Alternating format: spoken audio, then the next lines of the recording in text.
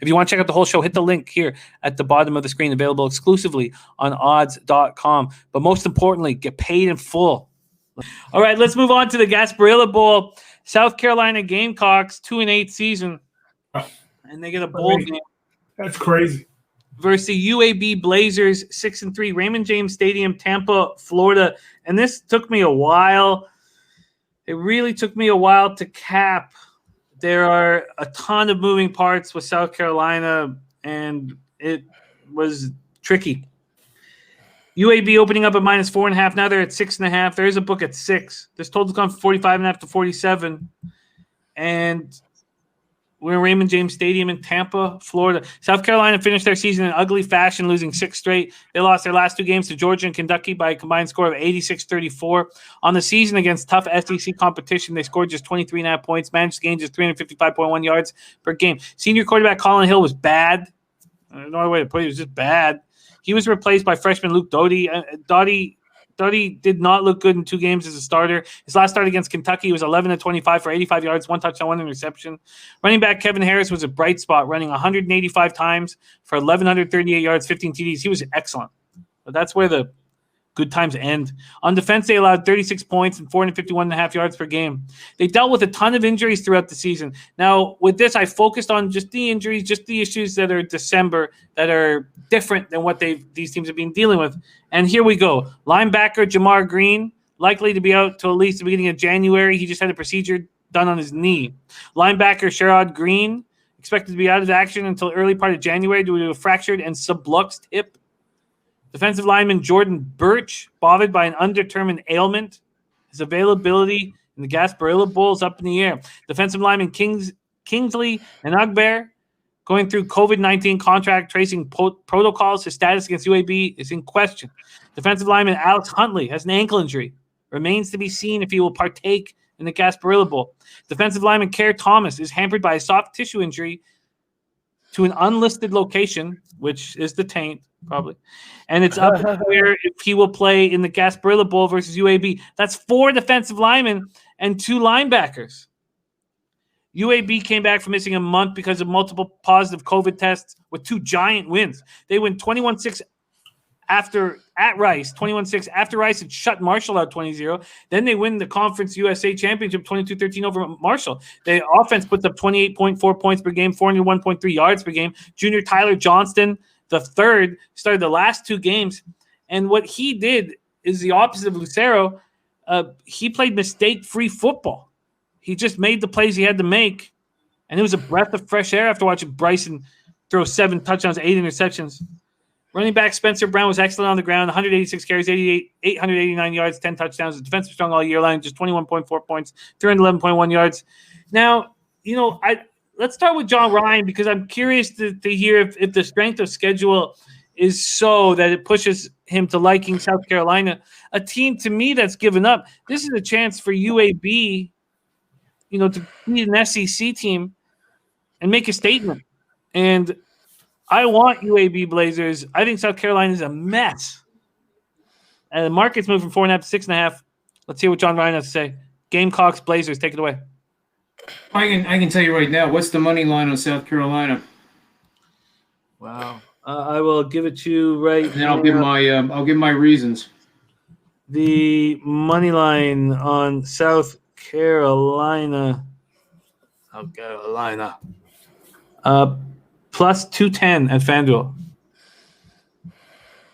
I'll decide by the time I'm done talking about it's take the points of the 210. I was hoping a little bit higher, but you shouldn't be piggish when you're trying to get lines either. Just take what the market gives you.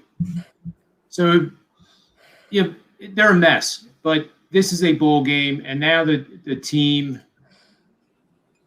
essentially has to be looking towards next year. And a lot of times these bowl games are used by the coaching staff for evaluations. It's almost like in some situations like a combine.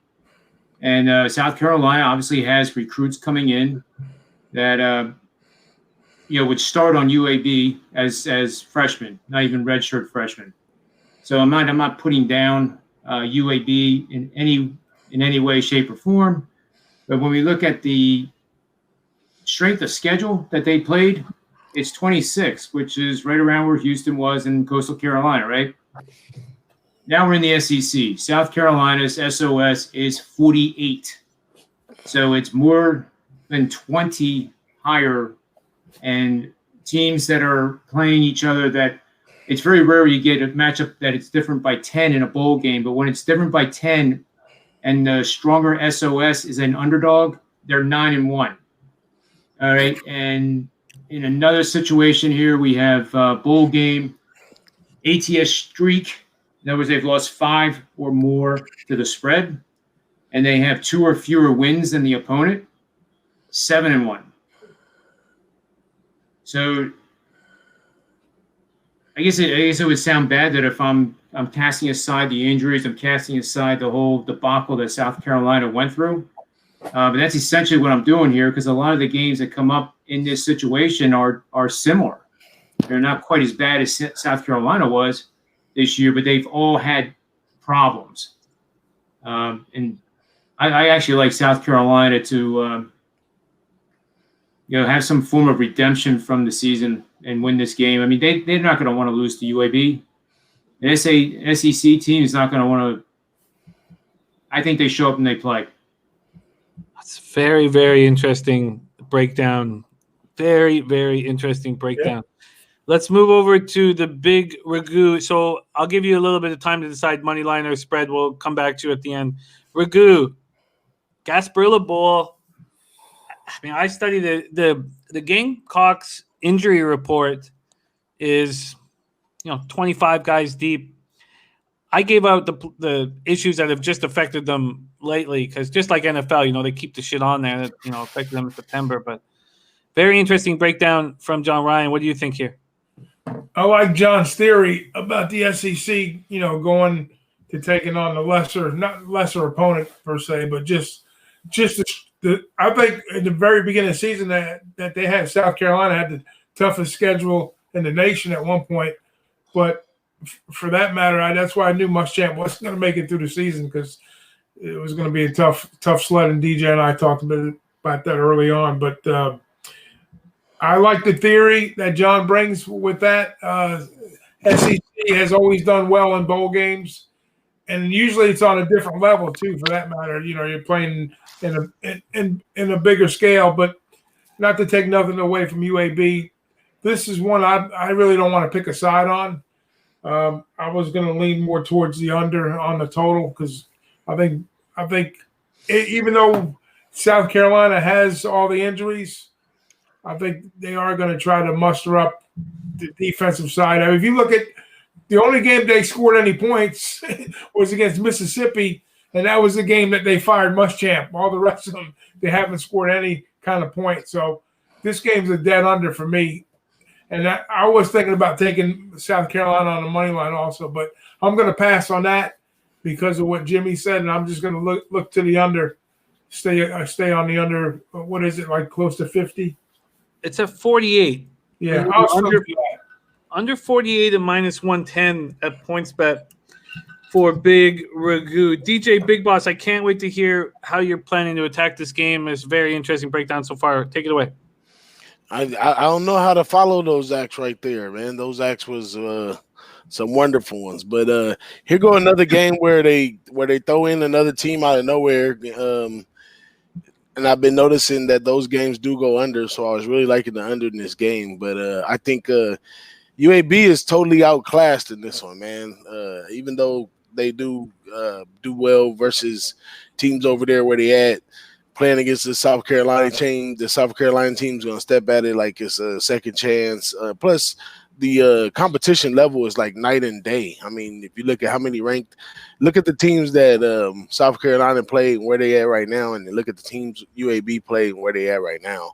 So, that just gives you the big gap between the two. So, if you're going to give me points with the SEC in the bowl game, give me the points, because we know all when it comes down to it financially, when it comes down to see who's going to get the first shot at whatever, they're looking at each conference and how many bowl games is won in each conference.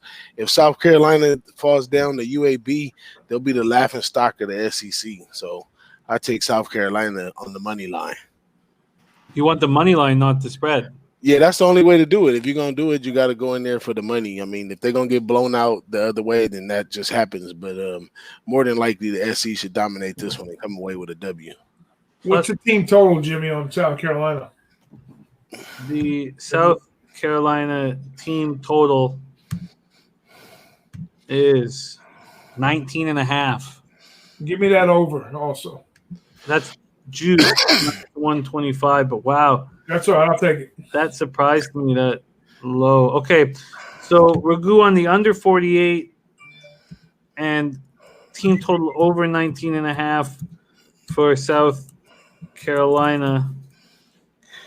Wow, very interesting at minus 125 at bet 365. And Big Boss is on the money line. Let me just see quickly if Circa is possibly going to give you guys a better money line. They probably, their money lines probably aren't out yet. Let me just see very quickly here. December 26th. Their money lines aren't out, so let's not worry there. But I can give you that plus 210 that FanDuel is hanging. Plus 210 for South Carolina at FanDuel. Wow. Okay, John Ryan, do you want points or money line? I'm gonna take the points. It's 5.5, right?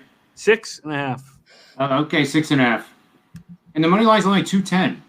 Yep. They're trying to push you away, John. Don't let them do it. Minus 106. No juice at DraftKings. Take the 106. Plus 6.5. Sorry, Big Ragu. Wow. What an interesting cap from you, gentlemen. So Big Boss, just to put a bow on this before I make my decision, I've heard from Ragu and I've heard from you as well. You really believe that the Gamecocks care about this game a lot. Why not, man? You're representing your conference, and you got recruiting errors. You got all kinds of angles there that makes them have to play a good game. Not that they want to, that they have to. Like, you playing the extra game right there. You representing the SEC. You an opportunity to win right here, and all those players being hurt enough. That's just an audition for the underclassmen to come in and do a good job, so they can have something to look forward to next year. You got to remember, and a lot of these coaches, you already chalked up last season. So the bowl game is actually game 1 of the next season. So these guys may just come out and bite. Yeah, don't forget you got Beamer is going to be, I don't know if he's on the sidelines, but he's going to be watching these kids, and I'm sure they're going to want to impress the new coach coming in.